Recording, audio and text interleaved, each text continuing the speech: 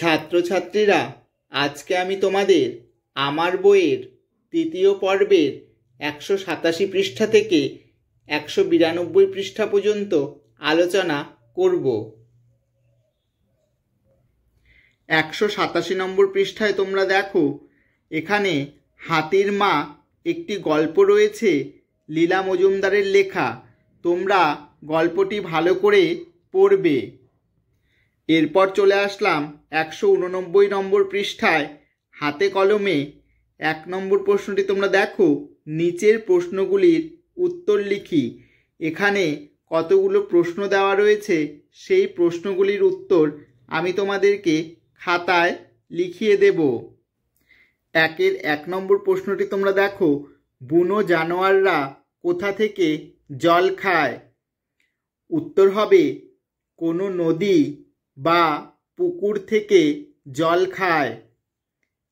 2 নম্বর প্রশ্নটি তোমরা দেখো, কেন তারা ভোরবেলা আর সন্ধ্যায় পেট ভরে জল খেয়ে নেয়? উত্তর হবে কারণ দিনের আলোয় জল খেতে আসলে শত্রুর চোখে পড়ে যাবে, তাই তারা ভোরবেলা আর সন্ধ্যায় পেট ভরে জল খেয়ে নেয়। 3 নম্বর প্রশ্নটি তোমরা দেখো, কোন সময় ছবি তোলার পক্ষে ভালো নয়? উত্তর হবে ভোরবেলা ও সন্ধ্যাবেলা ছবি তোলার পক্ষে ভালো নয়। 4 নম্বর প্রশ্নটি তোমরা দেখো, শরীরে নুনের চাহিদা জন্তুরা কিভাবে মেটায়? উত্তর হবে নোনা পাথরে 2-1 চাটন দিয়ে জন্তুরা শরীরে নুনের চাহিদা মেটায়। 5 নম্বর প্রশ্নটি তোমরা দেখো, ক্যামেরাম্যানের শখটি কি? উত্তর হবে কোন জানোয়ার কিভাবে জল খায় তার ছবি তোলা। 6 নম্বর প্রশ্নটি তোমরা দেখো, বাচ্চা হাতি তার মাকে নিয়ে এসেছিল কেন?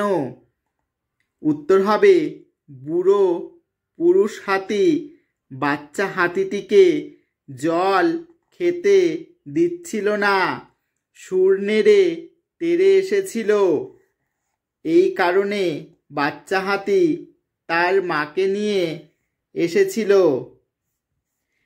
7 নম্বর প্রশ্নটি তোমরা দেখো, হাতিদের কাণ্ড কারখানার সময় ক্যামেরাম্যান কোথায় ছিলেন? উত্তর হবে একটা গাছে উঠে বসেছিল।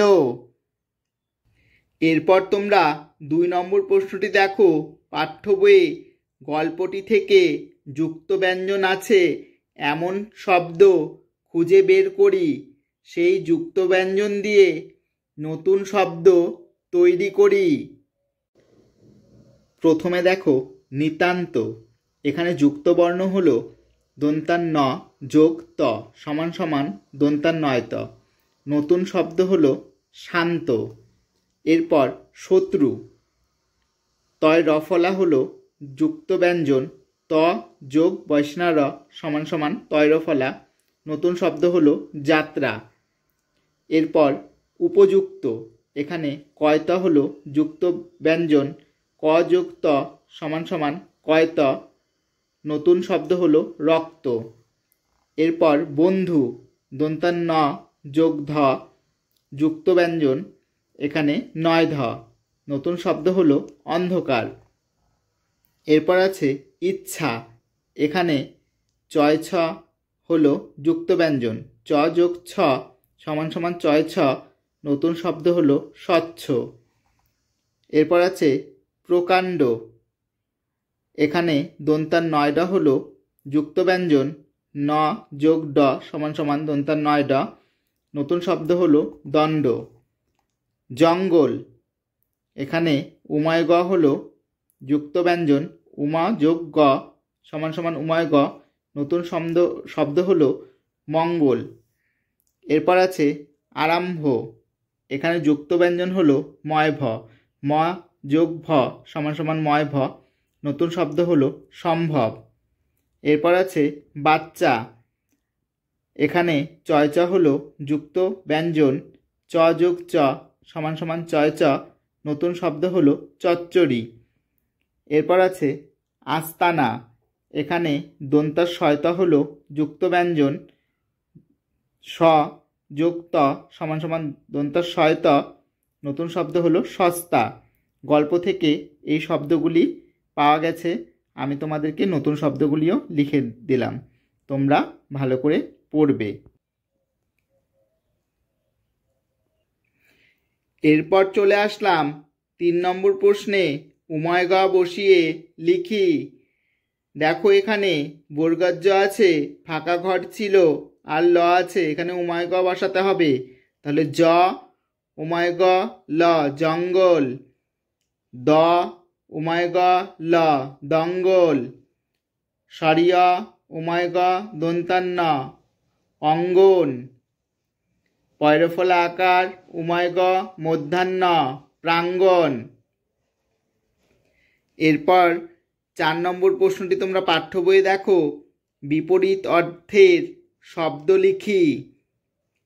এখানে আছে উপযুক্ত, উপযুক্তের বিপরীত শব্দ হবে অনুপযুক্ত, পিছনে বিপরীত শব্দ হবে সামনে, বুড়ো, বুড়োর বিপরীত শব্দ হবে যুবক, তফাত, তফাতের বিপরীত শব্দ হবে মিল। এরপর 5 নম্বর প্রশ্নটি তোমরা দেখো, বাক্য রচনা করি। হাতি, মা, প্রকাণ্ড, মুহূর্ত, গর্ত, এই শব্দগুলি দিয়ে আমি তোমাদেরকে খাতায় করিয়ে দেব। প্রথমে রয়েছে হাতি, হাতি দিয়ে বাক্য রচনা করলে হবে হাতি একটি বন্য প্রাণী। এরপর রয়েছে মা, আমার মা খুব ভালো। প্রকাণ্ড দিয়ে বাক্য রচনা করলে হবে মাঠে একটি প্রকাণ্ড বটগাছ দেখলাম। এরপর আছে মুহূর্ত, মুহূর্ত দিয়ে বাক্য রচনা করলে হবে শিশুটি এক মুহূর্ত বসে থাকে না। এরপর আছে গর্ত, গর্ত দিয়ে বাক্য রচনা করলে হবে ইঁদুর গর্তে থাকে। এরপর চলে আসলাম 190 নম্বর পৃষ্ঠায়, মেক মিনিংফুল ওয়ার্ডস, বলছে অর্থপূর্ণ শব্দ তৈরি করো। এখানে দেখো ছবি দেওয়া রয়েছে টুপির, তাহলে টুপি ইংরেজি কি? ক্যাপ, যোগ টেন, তাহলে কি হবে? ক্যাপ্টেন, এটা করে দেওয়া রয়েছে।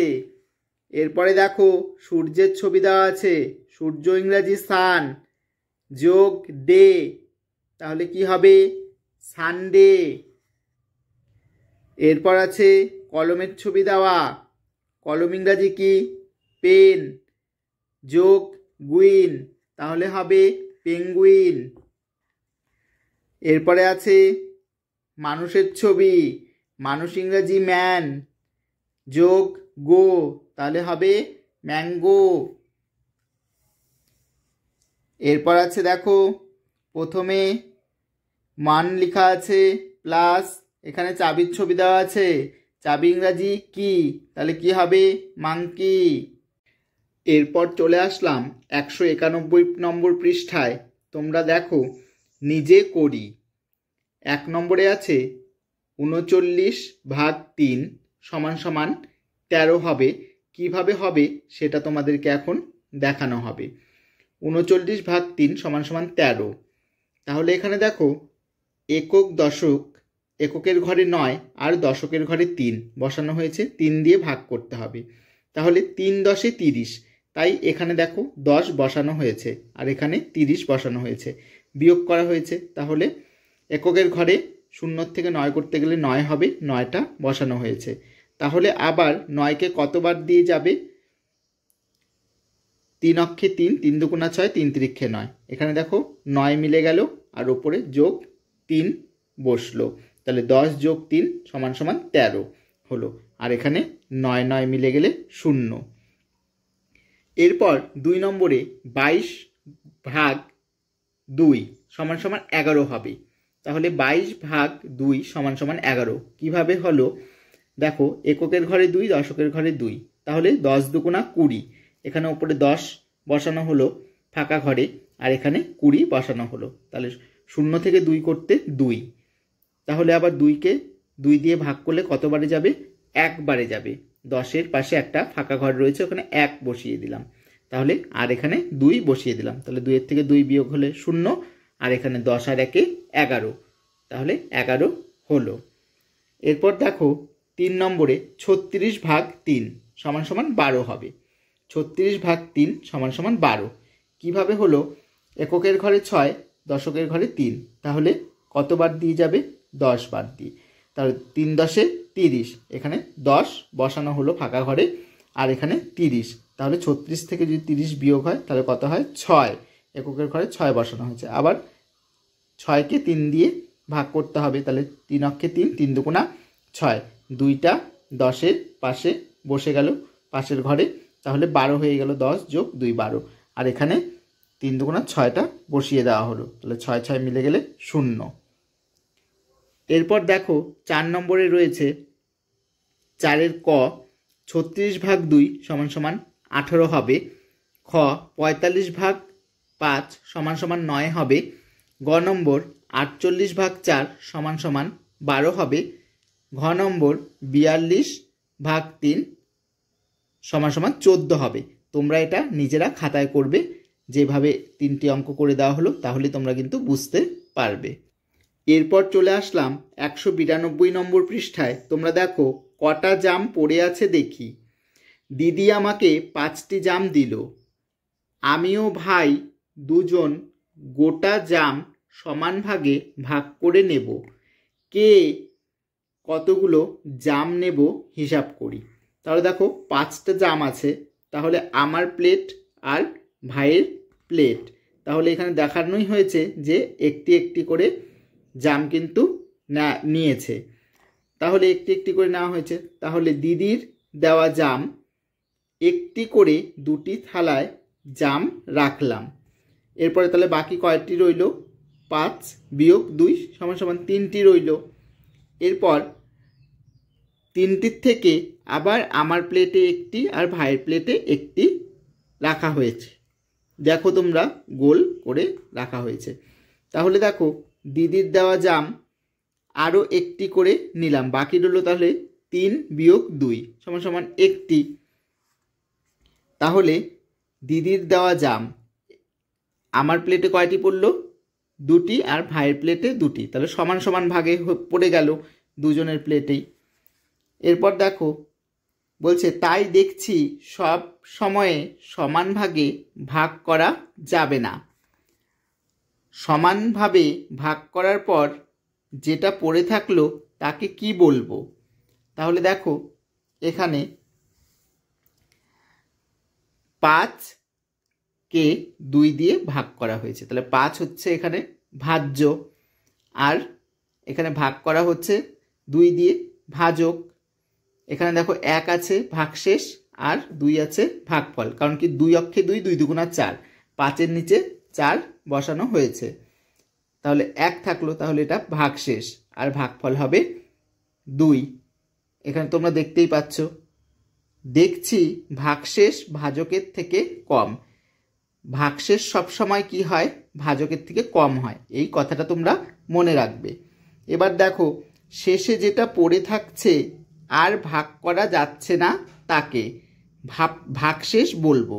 এই যে এখানে যেটা পড়ে থাকছে দেখো 1, এটাকে বলবো ভাগশেষ। যাকে ভাগ করছি তাকে ভাজ্য বলবো। যেটাকে ভাগ করছি সেটাকে ভাজ্য, মানে 5কে আমরা ভাজ্য বলবো। যা দিয়ে ভাগ করছি তাকে বলবো ভাজক। তাহলে 2 দিয়ে ভাগ করছি, 2কে বলবো ভাজক। ভাগ করে যেটা পেলাম তাকে বলবো ভাগফল। তাহলে ভাগ করে যেটা পেলাম তাকে বলবো ভাগফল। তাহলে 2 হচ্ছে এখানে ভাগফল। তোমরা আশা করি বুঝে গেছো। তোমরা ভালো করে বাড়িতে আরও ভাগ অঙ্ক করবে। যদি ভিডিওটি তোমাদের সকলের ভালো লেগে থাকে অবশ্যই চ্যানেলটিকে সাবস্ক্রাইব করে দেবে। পরবর্তী প্রশ্ন উত্তর নিয়ে আমি তোমাদের সামনে আবার হাজির হব। যারা নতুন রয়েছো তারা লাইক শেয়ার কমেন্ট করতে ভুলো না, আর যারা পুরনো রয়েছো তারা অবশ্যই আমার পাশে থেকো।